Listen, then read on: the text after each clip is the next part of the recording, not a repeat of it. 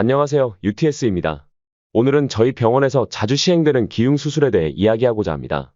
많은 환자분들이 갑작스러운 가슴 불편감, 통증 또는 숨차는 증상으로 응급실을 찾아오시는데 특히 흉부 엑스레이를 찍고 나서 기흉이 진단되는 경우가 많은데요. 병원에서 기흉 수술이 필요하다고 하면 걱정이 매우 됩니다. 최근에는 코로나로 인해 입원 정책이 변경되어 혼자 입원하거나 보호자 한 명만 동행이 가능하기 때문에 다른 보호자분들은 의료진으로부터 기흉 수술에 대한 정확한 설명을 받기 어려우셨을 것으로 생각됩니다.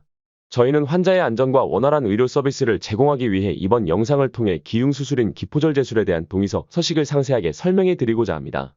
흉부 엑스레이에서 확인된 우측 또는 좌측에 공기가 있는 상태, 즉 기흉이 확인된 상황에 대해 자세한 설명을 드리고자 합니다. 이러한 상황은 대부분의 경우 중고등학생이나 20대, 30대에서 발생하는 1차성 기흉에 해당됩니다. 그럼에도 불구하고 기흉 수술이 필요한 이유는 다음과 같은 세 가지 상황 중 하나 또는 그 이상에 해당하기 때문입니다. 첫 번째, 처음 기흉을 진단받았을 때 증상이 심하거나 기흉의 양이 많아 배액관이나 흉관을 넣은 경우 이때는 입원하여 관찰을 진행합니다. 특히 5일 이상 배액관을 통해 계속해서 공기가 나오는 상황에서는 기흉 수술을 권유하게 됩니다. 두 번째, 만약 우측과 좌측 양쪽에서 기흉이 발생하는 경우는 극히 드물지만 해당되는 경우에는 수술을 권유합니다. 이는 양쪽에서의 기흉이 특별한 주의를 요하는 상황이기 때문입니다. 세 번째, 저희 병원에서는 증상이 심하지 않은 경우에는 배액관을 우선적으로 넣지 않고 흉부 CT를 촬영합니다. 공기주머니가 보이지 않는 경우에는 외래에서 추적 관찰을 하게 됩니다. 그러나 공기주머니들이 많거나 1cm 이상으로 큰 경우 현재 기흉의 양이 더 증가할 가능성이 높아져 언제든지 배액관 삽관이 필요하다고 설명합니다. 이때 증상이 심하지 않은 전제하에 퇴원이 가능하며 만약 환자가 원할 경우 흉부 CT에서 보이는 공기주머니를 제거하는 기흉 수술을 권유하기도 합니다. 특히 학업이 중요한 순간에 재발 우려가 있는 학생들이 수술을 고려하는 경우가 많습니다. 이러한 세 가지 상황 외에도 과거에 기흉이 있었고 이번에 다시 생긴 경우에는 기흉 수술을 권유합니다. 기흉이란 가슴 안에 공기가 채워진 상태를 말합니다. 주로 작은 공기주머니가 터져서 공기가 새기 때문에 발생하며 대부분의 경우 가슴 통증이나 숨차는 증상이 나타납니다. 기흉은 주로 폐의 윗부분에서 발생하며 공기주머니의 크기에 따라 기낭 1cm 이상과 기포 1cm 이하로 구분됩니다. 한번 기흉이 생겨서 수술적 치료 없이 좋아진 경우에도 주의가 필요합니다.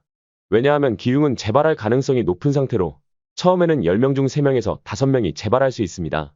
더욱이 기흉 재발 횟수가 늘어날수록 다시 재발 가능성은 점점 높아지기 때문에 기흉이 다시 생긴 경우에는 수술적 치료가 필요합니다. 수술명은 기포 또는 기낭을 포함해서 폐 부분 절제술이며 본원에서는 하나의 구멍 즉 단일공으로 수술하며 가능하면 배액관을 빼고 나옵니다. 수술의 목적은 기흉의 치료 및 공기주머니를 제거하여 재발을 줄이기 위함입니다. 이제는 기흉의 수술 과정에 대해 자세히 알아보도록 하겠습니다.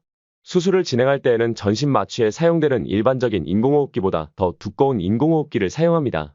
그 이유는 한쪽 폐에 카메라와 수술 기구를 넣기 위해서는 충분한 공간이 필요하고 동시에 폐에서 공기를 빼야 하기 때문입니다. 또한 반대편 폐는 숨을 쉴 수 있도록 하기 위해서입니다.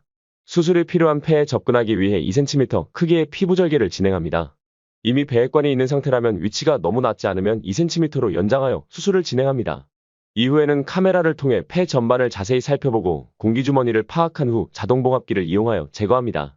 이때 정상폐는 최대한 적게 자르도록 하며 수술 후에는 물을 넣어 폐를 부풀려 공기가 새는지 확인하고 보강한 후 수술을 마무리합니다. 흉부 CT에서 보이지 않는 추가적인 공기주머니가 발견된 경우에는 해당 부분을 추가 절제하게 됩니다. 전반적인 수술 과정에 대한 자세한 내용은 다른 영상에서 자세히 설명되어 있으니 참고하시면 됩니다. 이제는 기흉 수술 이후의 후속 조치와 퇴원 과정에 대해 설명하도록 하겠습니다. 수술을 마친 후에는 공기가 나오지 않음을 배액관을 통해 확인한 경우 전신 마취 상태에서 배액관을 제거하게 됩니다. 이때 수술 부위는 실을 잡아당기면서 꼬매지게 하고 그 위에 피부본드를 칠하게 됩니다. 이로써 상처 부위를 안정시키고 적절한 회복을 도모합니다.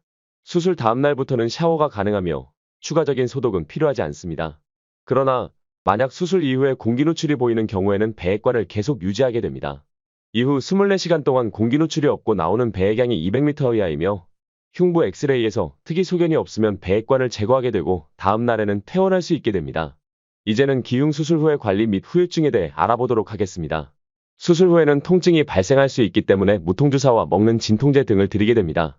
이를 통해 환자분들이 편안한 회복을 할 수 있도록 저와 간호사 선생님들이 도와드리게 됩니다. 수술의 장점은 카메라를 통해 육안적으로 공기주머니를 확인하고 제거할 수 있기 때문에 빠른 회복을 보이며 재발 가능성을 현저히 줄일 수 있습니다. 하지만 수술의 후유증 및 합병증이 발생할 수 있으며 일주일 이상 공기가 나오는 경우는 100명 중 6명 정도입니다. 수술을 하지 않았을 때 재발률은 30에서 50% 정도이지만 수술을 하면 3.3%로 줄일 수 있습니다. 단일공으로 수술하기 때문에 출혈 및 감염 가능성은 매우 적습니다. 수술 중 한쪽 폐에 공기를 빼고 수술했기 때문에 수술하고 나서 폐렴을 예방하기 위해서는 수술 후 2시간 이후에는 1시간마다 병동 한 바퀴씩 걸어 다니는 것이 좋습니다. 다른 선택 가능한 방법은 수술을 하지 않고 산소치료, 배액관 유지 등이 있습니다. 이상으로 기흉수술 동의서에 대한 영상은 마치도록 하겠습니다.